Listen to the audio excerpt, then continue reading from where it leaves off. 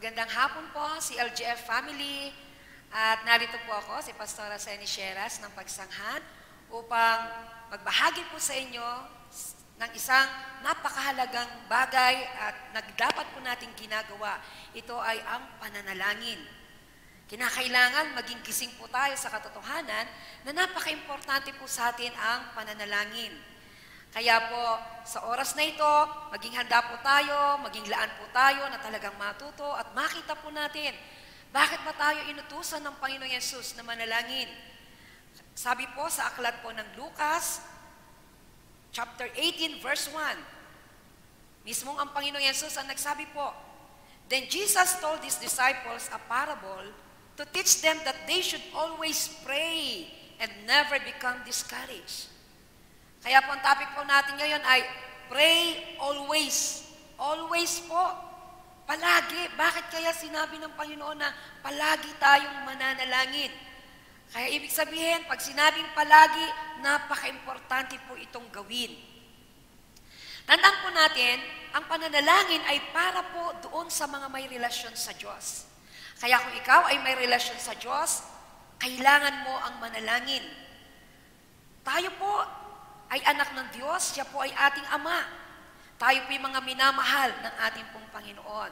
Kaya alam niyo po, ang panalangin ay dapat makita po natin na ito'y napakalaking pribilehiyo para sa bawat isa sa atin. Kasi po sa panalangin, sino po ba ang ating nilalapitan? Sino po ba ang ating pong pinagtitiwalaan? Sino po ba ang ating hinihingan? Ang mga tao dito sa lupa, sila mahilig magbigay ng mga request sa governor, sa mayor, sa kapitan, pero ngayon po, mismong ang Diyos ang nagpaanyaya po sa atin. Ang Diyos ay bukas na bukas ang kanyang puso, bukas na bukas ang kanyang trono para sa kanyang mga anak upang tayo po'y tumulog, upang tayo po'y lumapit. At alam po natin, kapag ang Diyos ang nilalapitan natin, lagi tayong makasusumpong ng anuman na atin pong kailangan, anuman na atin pong mga kahilingan po sa Kanya. Napakarami pong pangako ang Diyos patungkol po sa panalangin. Kaya po sa oras na ito, makikita po natin na ang panalangin ay isa sa pangunahin na dapat po natin laging ginagawa. Tingnan po natin ang ating pong modelo. The Lord Jesus Christ is our role model in prayer. Tingnan po natin yung mga panalangin niyang ginawa nung siya nandito po sa lupa.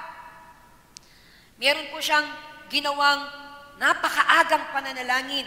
Kaya po, siya po ay modelo po natin sa early morning prayer. Sabi po sa Mark chapter 1, verse 35, "Very early the next morning, long before daylight, Jesus got up and left the house. He went out of town to a lonely place where he prayed." Ang ating pong Panginoon Yesus sabi doon, napakaaga pa, matagal pang sumikat ang araw, bumangon na po siya. At pumunta siya sa isang lugar na siya lamang ang naroon upang manalangin. Ang problema po sa atin, lagi tayong busy sa maraming mga bagay, sa maraming mga tao, sa maraming mga gawain. Pero dito po ipinakita ng Panginoon Jesus na dapat po ang dahilan kung bakit ay maagang gigising ay para po makipag-ugnayan sa Diyos. Para po manalangin. Alone with our Father. Alone with our God. Kaya ganun po ang Panginoong Yesus, early morning prayer. Kaya dapat masanay po tayo na talagang ma-establish po sa atin ang maagang paggising para po manalangin. Ano pa pong ginawa ng Panginoong Yesus? He prayed in the mountain. In a lonely place, then dito po, He prayed in the mountain. Sa Mark 6:46, "And when He had sent them away, He departed into a mountain to pray." Pumunta siya sa isang bundok para manalangin. Ganun po ang ginawa ng ating pong Panginoong Yesus. Ano po? Kaya ibig sabihin, pinapakita lang po dito ng ating Panginoong Yesus, kahit saan pwede tayong makipag-ugnayan sa ating pong Diyos. Pwede tayong manalangin. Meron pa po siyang ginawa sa Luke chapter 6, verse 12. "And it came to pass in those days that he went out into a mountain to pray and continued all night in prayer to God." Magdamag na pananalangin. Dito po talaga pinapakita ng Panginoon na sa buhay po ng isang tao, kasi nagkatawang tao po siya, no? Kaya nung siya ay nandito po sa lupa, kasi nung nandun siya sa langit, syempre, kasama lang niya doon ang Ama. Ngayon, nung nandito siya sa lupa, ipinakita niya na ang buhay sa lupa, kailangan laging nananalangin. Kaya tayong lahat na nandito pa po sa lupa, ay kailangan natin ang laging makipag-ugnayan sa ating Ama, ang dumulog sa Kanya, ang lumapit sa Kanya. Ang panalangin naman po ay, ito po ay pagpupuri, ito po ay pasasalamat, paghingi ng tawad, o kaya ay paghingi anuman ang ating pong kailangan sa ating pong Ama. He prayed before his crucifixion at the Garden of Gethsemane. Matthew 26:36. Then cometh Jesus with them unto a place called Gethsemane, and saith unto the disciple, Sit ye here while I go and pray yonder. Pumunta po siya sa isang halamanan. Ang pangalan po ng lugar nila ay Gethsemane. At sinabi niya sa kanyang mga alagad, sige, maupo kayo dito at ako'y mananalangin. Kung siya nga po ay Diyos na, Panginoon po, at alam natin na wala po siyang kasalanan, pero ipinakita po niya ang kahalagahan ng pananalangin. He prayed at the cross, kahit hanggang sa cross, nananalangin po siya. Luke 23:34. Then said Jesus, Father, forgive them, for they know not what they do. And they departed his raiment and cast lots. Nung siya po ay nandun po sa krus, ipinanalangin pa rin po niya ang mga tao. Sabi niya, Ama, patawarin mo sila at di nila nalalaman ang kanilang ginagawa. Sa panahon na siya nasasaktan, ipinanalangin niya yung mga nanakit po sa kanya. Kaya kahit sa panahon na tayo pinasasaktan, ipanalangin natin yung mga nakasasakit po sa atin. At doon tayo makapagtatagumpay. Kaya ang ating pong Panginoon Yesus, dito pa rin po pala sa verse 46. And when Jesus had cried with a loud voice, He said, Father, into thy hands I commend my spirit. And having said this, thus He gave up the ghost.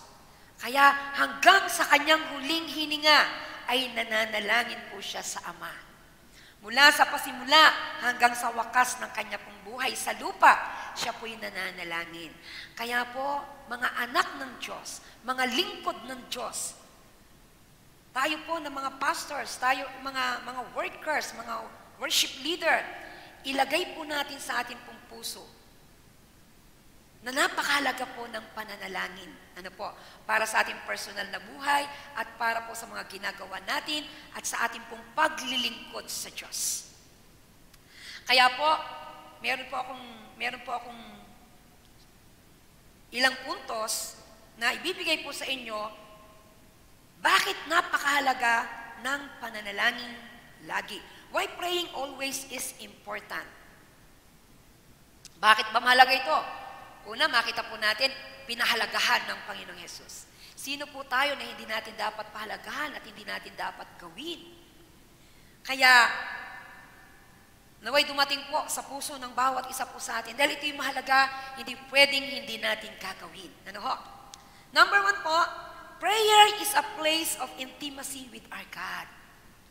Sa pananalangin, ito po yung lugar na kung saan ay tayo lalong nagiging malapit sa atin pong Diyos. Sabi po sa James chapter 4, verse 8, Draw nigh to God and He will draw nigh to you. Lumapit tayo sa Diyos at lalapit siya sa atin. Lalo na po sa panahon natin ngayon. Wala nang pinaka-importante na kalalagayan ng buhay po natin, kundi tayo po ay napakalapit sa Diyos. At through prayer, kapag tayo po ay laging nananalangin, mararamdaman po natin yung nearness sa atin pong Diyos. Makakaramdam tayo ng kapanatagan, makakaramdam tayo ng assurance, makakaramdam po tayo ng security. Ngayon, ang dami po mga pwedeng magdulot sa atin ng takot, ng bagabag, ng pag-aalala sa sitwasyon po natin ngayon. Pero kapag tayo po ay laging nananalangin sa atin pong Ama, lagi tayong lumalapit, sabi doon, siya'y lalapit sa atin. Kaya sa mga taong mapanalanginin, ang Diyos, makikita po natin na napakalapit din po sa Kanya. Kasi yun, ang sabi po dito draw nigh to God and He will draw nigh to you. Lumapit ka at lalapit siya. Kaya yun po yung importanteng dahilan kung bakit tayo laging dapat na manalangin. Gusto ba natin na lagi tayong malapit sa Diyos? Siyempre po, masarap kapag ang Diyos ay nararanasan natin na napakalapit niya sa atin at tayo din po sa Kanya. Pangalawa, prayer is a place of transformation. Sa pananalangin po, nagkakaroon tayo ng transformation, pagbabago. Makikita po natin yan sa Lumang Tipan, kay Jacob. Ano po? Nabasa na po natin ito. Sabi po sa Genesis chapter 32 verse 28, and he said, "Thy name shall be called no more Jacob, but Israel. For as a prince hast thou power with God and with men, and hast prevailed." Ito po yung, di ba, pakikipagbuno niya sa anghel ng Diyos. At sabi po, mula ngayon, hindi na Jacob ang iyong magiging pangalan. Ano po ba ibig sabihin ng Jacob? Deceiver. Ano ho? Manloloko. Naloko niya yung kanyang kapatid, ang kanya palang ama, at nakuha niya yung kanya pong mana na dapat sa panganay, nakuha po sa kanya, napunta po sa kanya, ano po. Kaya sabi niya, sa pagkakataong ito, talagang siya po ay nakipagniig ng gusto. At siya po, sabi noon, ikaw ay nagtagumpay, kaya mula ngayon, hindi na Jacob ang pangalan mo, kundi Israel. Sa ating pong pakikipag-ugnayan sa Diyos, sa palagi po nating pagdulog sa Diyos, meron pong tayong mararanasan na lalong pagbabago ng ating buhay. Lalo na po yung mga stronghold sa buhay natin. Bakayin lang po natin sa panalangin. Talagang ilapit lang po natin ang gusto sa Diyos. Lalaya po tayo. Babaguhin tayo ng ating pong Panginoon.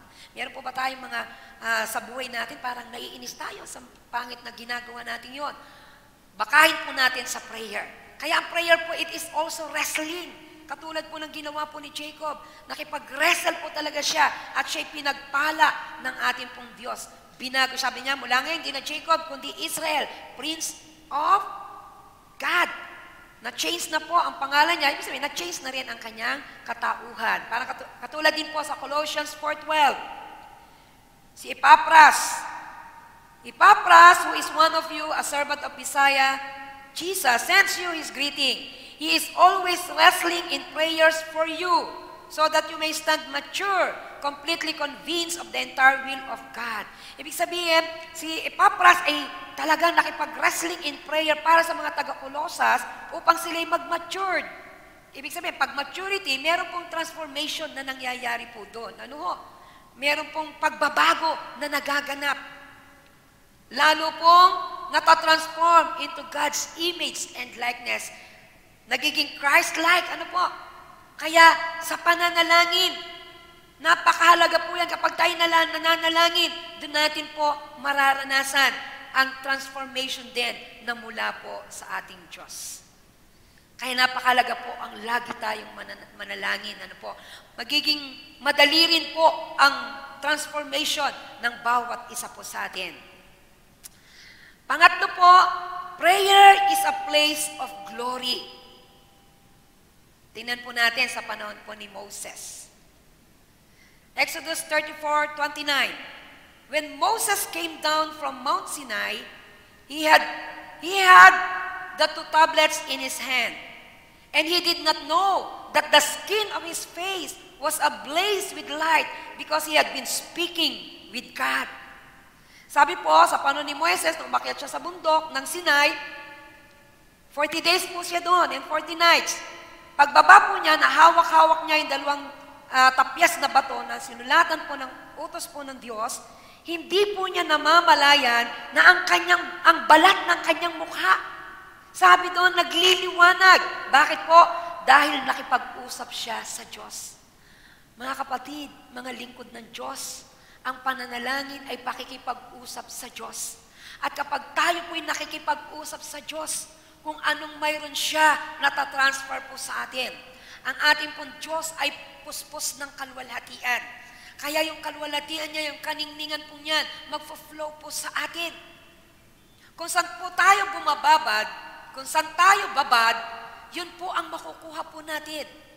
Kaya kung tayo po ay babad sa pananalangin, makukuha po natin kung anong mayroon po sa Diyos. Kung babad po tayo sa internet, di kung anong papakinggan natin doon, kung anong naririnig natin doon, yun po ang ating makukuha. Para po yung laging meron po uso po ngayon, ito lagi kong nababanggit, yun pong TikTok, sayaw ng sayaw, sayaw ng sayaw, pag nakarinig ng tugtog, sayaw ng sayaw. Kasi yun ang nakaririnig niya, yun ang nakikita niya. Kaya, meron kang makikita, wala na sa harapan ng internet, abay, sayaw pa rin ng sayaw.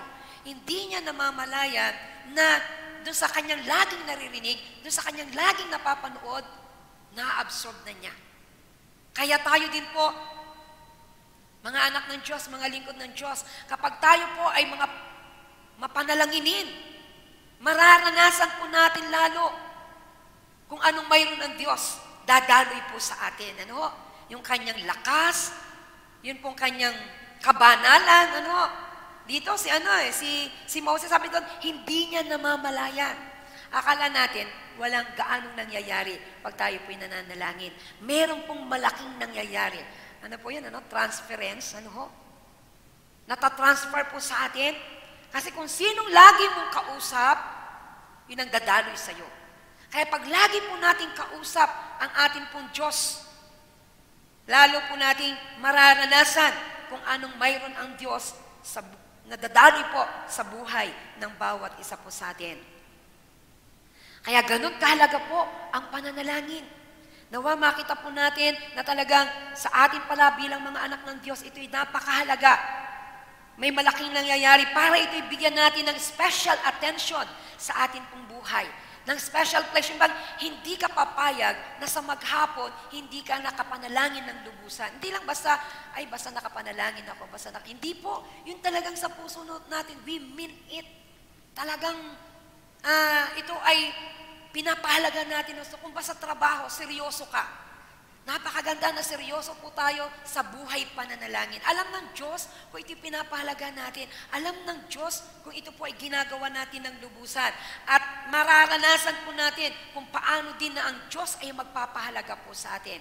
Kung pinapahalagahan natin ang pakikipag-usap sa Kanya, kung para po sa atin ay nakikita ng Diyos na nagtitiwala tayo ng gusto, mararanasan din naman natin kung paano ang Diyos ay gumawa, kumilos, tumagpo, magpala sa bawat isa po. Nasa pang-apat na po tayo ng bakit ba mahalaga ang laging manalangin? Alam niyo, may mga pagkakataon po talagang tayo atakihin ng dyablo na wag pong manalangin, pero wag po natin yung bibigyang daan. Ang pang-apat po, prayer is a place of revelation. Sa Lumang Tipan, may pangyayari po sa panahon nila Daniel. Sabi po sa Daniel chapter 2 verse 18. Daniel was seeking mercy in order to ask about this mystery in the presence of the God of heaven, so that Daniel and his friends might not be executed along with the rest of the advisors of Babylon. When the mystery was revealed to Daniel in a vision later that night, Daniel blessed the God of heaven. Sa buhay po ni Daniel, makikita po natin na talagang siya po yung isang tao sa Lumang Tipan na napakalapit po sa Diyos, na lubusang nagtiwala. Ito po ang hari ng Babylonia, si Hari Nabucodonosor, ay meron pong suliranin na merong panaginip. Alam po natin yun, meron siyang napanaginipan na gusto niyang malaman kung ano itong panaginip at kung ano ang kahulugan. Wala pong mga matatalino roon na nakapagbigay ng kahulugan o nasabi ang kanyang panaginip at napaliwanag ang kahulugan ng panaginip. Kaya po sila hinatulan ng lahat ng matalino ay patayin. Eh si Daniel po, siguro absent siya nung tanungin ang mga matatalino. Kaya po nung oras na sabi niya, nakiusap siya. Umarap siya sa hari, sabi niya, bigyan niyo po ako ng konting pagkakataon. Kasi immediate yung gagawing execution sa kanila. Sabi niya, bigyan niyo po ako ng konting pagkakataon at ipapaliwanag ko. Alam niyo po, si Daniel, meron siyang katiyakan na kapag siya'y tumulog sa Diyos, tiyak na tiyak ililigtas sila ng Diyos. Sasabihin sa kanya ng Diyos kung ano ang panaginip at kahulugan. Kaya binigyan po siya ng pagkakataon ng hari at siya po at ang kanyang mga kaibigan, sila'y nanalangin sa Diyos. At nung dumalangin po sila sa Diyos, inireveal po ng Panginoon. Talagang ating Diyos, He is the ever-present help in time of trouble. Lagi pong napakaganda na establish po sa puso natin yun. Ano ho? Para po tayo po sa mundong ito, sabi nga, in this world, you will have tribulation. Iba't ibang mga problema. Hindi naman po yung Great Tribulation tinutukoy po natin. Ano. Mga tribulasyon, mga problema, mga kabigatan, mga suliranin. Pero napakaganda, meron po tayong katiyakan na sa Diyos, kapag tayo po'y dumulog, siya po ay tutugon sa atin. Kaya sila po, inireveal po talaga ng Diyos sa kanila at siya po yung nag-response ng pasasalamat. Kapag naman tayo po ay tinutugon ng Diyos, alaga, magpuri tayo, magdiwang po tayo, kasi ganun ang ginawa po ni Daniel. He blessed the God of heaven. Tandaan po natin, ang nilalapitan po natin ay ang Diyos ng kalangitan. Walang nalilingid sa Kanya. Alam niya po ang lahat ng bagay. Kaya kung tayo may problema, meron tayong mga gustong maliwanagan, gusto nating maintindihan, lumapit lang tayo ng gusto sa Diyos. Hindi kaya ipaliwanag ng tao, hindi kaya ipaunawa sa inang tao, meron pong Diyos na pwedeng magpaliwanag sa atin, lalo na po tayo, mga lingkod ng Diyos. Ang dami po natin kinakaharap, meron pansarili, meron pamilya, at sa ministry. Palagi po nating dapat na maunawaan, dapat palaging takbo ng isip natin na meron tayong Diyos na makatutulong, makapagpapaliwanag, makapagpapaintindi sa atin ng anumang mga pangyayari. Kaya dito talagang zero knowledge po si Daniel. Pero ang Diyos na nakakaalam ng lahat ng bagay, ipinaliwanag po sa Kanya. Kaya sila po, hindi po sila napatay dahil naipaliwanag po niya kung ano ang panaginip, nasabi niya kung anong panaginip at naipaliwanag niya ang panaginip. Kaya mga kapatid, ang pananalangin, ito po yung lugar na kung saan ang Diyos naghahayag, ang Diyos nagpapaliwanag, nagre-reveal po siya. Panglima, prayer is a place of provision. Tayo araw-araw may kailangan. Ano po? Tayo araw-araw ay talagang meron tayong iniintindi na dapat bilhin, dapat bayaran. Pero lagi po nating tandaan para hindi tayo mag-alala. Mamuhay tayong malaya sa pag-aalala.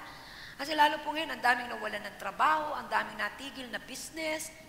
Pero sa mga anak ng Diyos na nakalalapit po sa Kanya, tayo po, napakapalad natin, nakalalapit tayo directly sa Diyos. Sa presidente, hindi tayo directly makakalapit eh. Kahit nga po sa governor, hindi rin tayo directly nakakalapit. Kahit nga po sa mayor kung nagtatrabaho po sa mayor's office, hindi ka direct ka agad na makakalapit. May secretary, may private secretary, merong 2 sekretary yun eh. Pero sa Diyos, sabi doon, come boldly. Buong lakas ng loob at buong tapang tayong lumapit po sa Kanya. Ang Diyos napapaanyaya ng paglapit po. Kaya sabi naman dito, Matthew 7:7-11, keep asking and it will be given to you. Keep searching and you will find. Keep knocking and the door will be opened for you. Because everyone who keeps asking will receive. And the person who keeps searching will find. And the person who keeps knocking will have the door open. Ang bawat humihingi, tatanggap. Ang bawat humahanap, makasumpong. Ang bawat kumakatok ay pagbubuksan. Di ba po? Merong katiyakan ng paglapit sa Diyos. May katiyakan ng paghingi sa Panginoon. May katiyakan ng pagtugon ang ating pong Panginoon. Sabi po na ating Panginoon Jesus, Matthew 7:9, there isn't person among you who would give his son a stone if he asked for bread. Is there? Or if he asked for a fish, he wouldn't given him a snake, would he? So if you are evil, know how to give good gifts to your children.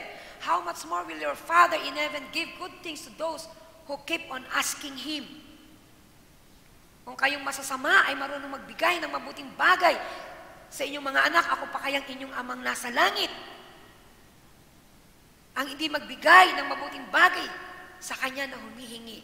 Kaya, we have Father in heaven. Hallelujah. Tayo ay lagi natin naririnig na ang kanilang ama, kapag ang kanilang ama ay may napakataas na posisyon. O kaya, merong, alam niyo po, yung ang ama nila ay may-ari ng isang kumpanya, sila po yung panatag na panatag at hingi lang ng hingi. Alam nila, meron silang hihingin, meron silang mahihingi, meron maibibigay sa kanila ang kanilang ama. Kaya panatag lang sila. Gusto nila ng ganito, gusto nila ng ganyan. Tayo rin po sa ating amang nasa langit. Sabi doon, delight yourself in the Lord and He will give you the desires of your heart. mga desire ng puso natin, ayon sa kalooban ng Diyos, ipagkakaloob po niya.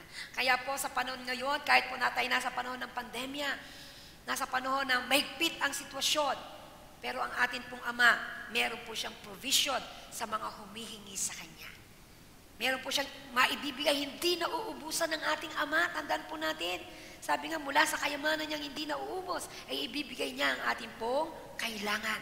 Kaya po, huwag tayong mag-alala, huwag po tayong matakot, anumang mangyari sa mundong ito, meron po tayong Ama na mahihingan na nangakong magbibigay. Kaya dapat po talaga tayo ay lalong manalangin. Pang-anim po, prayer is a place of power, strength, victory, and miracle. Matindi po, ano ho? Kaya dapat talaga sa bawat isa po sa atin. Alam nyo, may panahon po sa buhay ko, siguro mga 20 years ago, more than 20 years ago, na parang hindi established ang prayer ko. Natanghali akong gumising, nagpe-pray, hindi. Parang ganun po noon. Ano? Alam niyo, dumating sa isip ko na parang natakot po ako na merong mga mangyayari. Yun know pala, meron na po talaga pala akong problema, hindi ko nalalaman. Meron pala kaming problema. At alam mo nyo, yun po yung gumising po sa akin para lalong manalangin ng gusto. Kaya sabi po rito, Acts 4:23, sa panahon po ng mga alagad, dito na po sa Bagong Tipan. As soon as Peter and John were set free, they returned to their group and told them that what the chief priests and the elders had said. When the believers heard it, they all joined together in prayer to God. Nung si Pedro po at si Juan napalaya kasi nasa matindi po silang pag-uusig, bumalik siya sa kanyang grupo, kapwa mananampalataya, at sinabi po kung ano sinabi ng mga pinulong saserdotes, kasi hinahadlangan na po sila, huwag na kayong mangaral, huwag niyo ipangaral yan si Jesus na yan. Nang marinig po ito ng mga mananampalataya, hindi po sila natakot, hindi po sila nagsabi, tumigil na tayo, naku, nakakatakot na yung sitwasyon. Hindi po, anong ginawa nila? They all joined together in prayer. Nagsama-sama po sila sa pananalangin.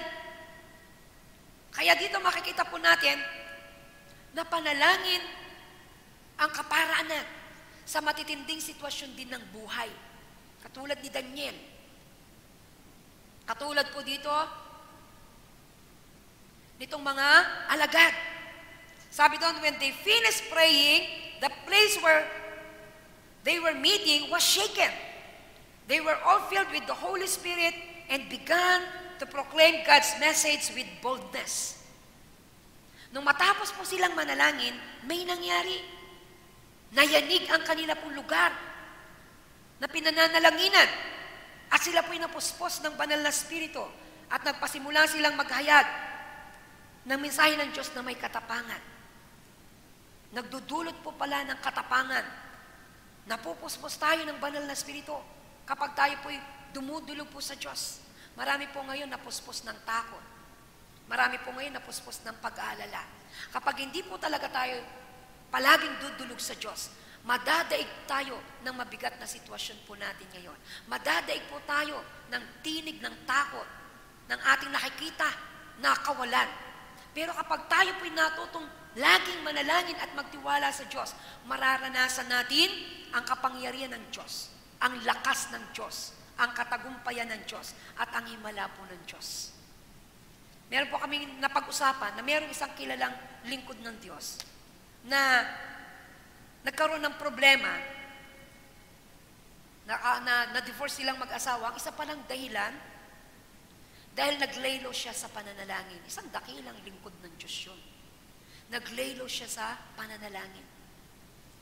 Alam niyo ho, pag pala tayo ay naglaylo na sa pananalangin, iba't ibang syempre po, ang panalangin, alam natin, talagang ito ay pakikipagtagpo sa Diyos, nagdodraw tayo ng lakas at kapangyarihan ng Diyos. Pag hindi na po tayo nananalangin, ano na po ang ating madodraw? Eh di syempre na, ang mga gawa na mula na sa diablo, mula na sa masama. Kaya ganun po kahalaga, ang tayo po ay laging manalangin, ang tayo po ay laging dumulog sa Diyos. Gawin po natin itong napakahalaga sa buhay natin. Priority kay Jesus, priority. Maagang gumising at nananalangin. Katulad din po nila Pedro, si Paul na ho pala yun, si Paul and Silas, nabilanggo rin sila. Pero hating gabi, sabi po dito sa Acts 16:25, about midnight, Paul and Silas were praying and singing hymns to God, and the other prisoners were listening to them. Suddenly, there was a violent earthquake which shook the prison to its foundation. At once, all the doors opened and the chains fell off all the prisoners. Nasa bilangguan din po sila, si Pablo at si Silas. Dahil sila po ay nabilanggo. Pinabilanggo po sila. Pero habang sila ay nasa bilangguan, hindi po sila nag-iiyak. Hindi po sila nagmukmok. Hindi po nila sinisi ang Diyos. Hindi po sila nalungkot. Kundi ang ginawa nila, umawit sila at nanalangin sa Diyos. Lagi po nating makikita na sa tuwing sila'y nananalangin, meron pong himalang nangyayari. Ano po ang himalang nangyari po dito? Sabi po ron, nayanig ang pundasyon ng bilangguan. Suddenly, there was a violent earthquake na nayanig po ang pundasyon ng bilangguan. Ano po nangyari? Lahat ng pintuan nabuksan, lahat po ng tanikala ay nakalag sa kanila. Kasi kalimitan po sa kanila, may tanikala na sa kamay, may tanikala pa sa paa. Pero after, habang sila po ay nananalangin at sila po ay umaawit, may matinding nangyari. Alam niyo, may matitinding nangyayari. Maniwala po tayo, magtiwala tayo, na pag tayo po ay nananalangin sa Diyos, may matitinding nangyayari. Sa buhay natin, sa sitwasyon natin, sa atin pong bayan, sa church, ano po, at sa kung sino man na atin pong idinadalangin. Kaya napakaganda po, mga anak ng Diyos. It is a great privilege na tayo po ay nakadudulog sa Kanya, tayo po ay nakalalapit sa Kanya, tayo po ay nakapaglalagak ng ating pong sitwasyon, nakahihingi sa anumang ating kailangan, na idudulog anuman ang ating pong kabigatan. Kaya po, sa buhay po natin, kailangan po na establish po sa atin ang palaging pananalangin. Sabi ng pray always. Pray in the morning, pray in the evening, every moment.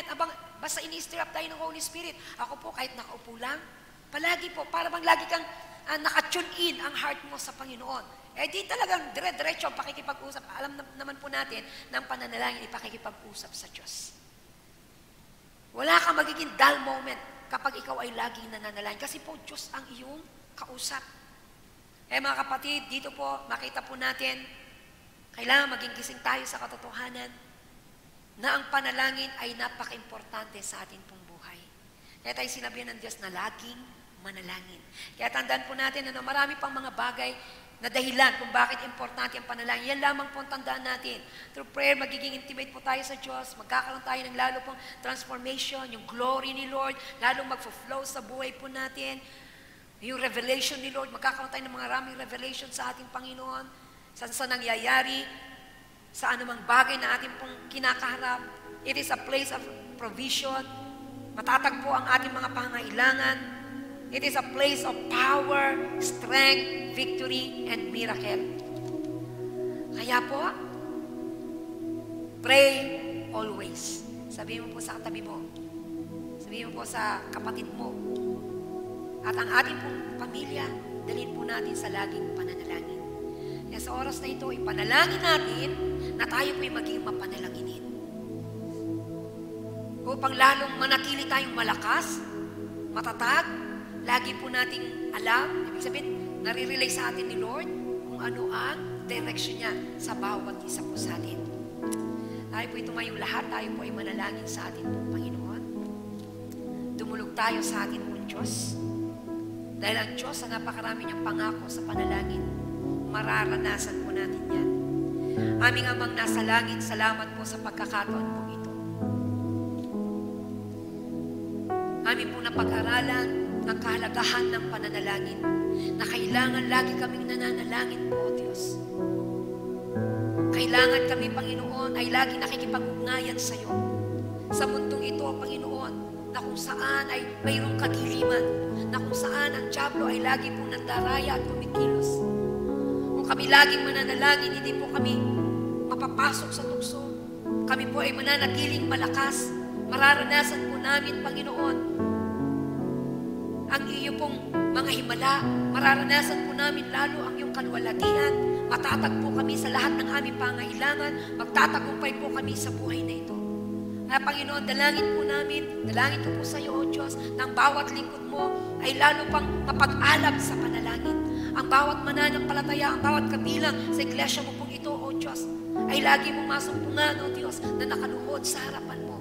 Nakataas ang kamay na nananalangin. Lagi pong mayroong natatanging oras sa pakikipag-ugnayan po sa iyo, God. Panginoon, dalangin ko ang lalo mong pangunguna sa buong iglesia mo ito, sa buhay po ni SP, sa buhay po ng lahat ng mga pastors, ng lahat ng mga mananampalataya.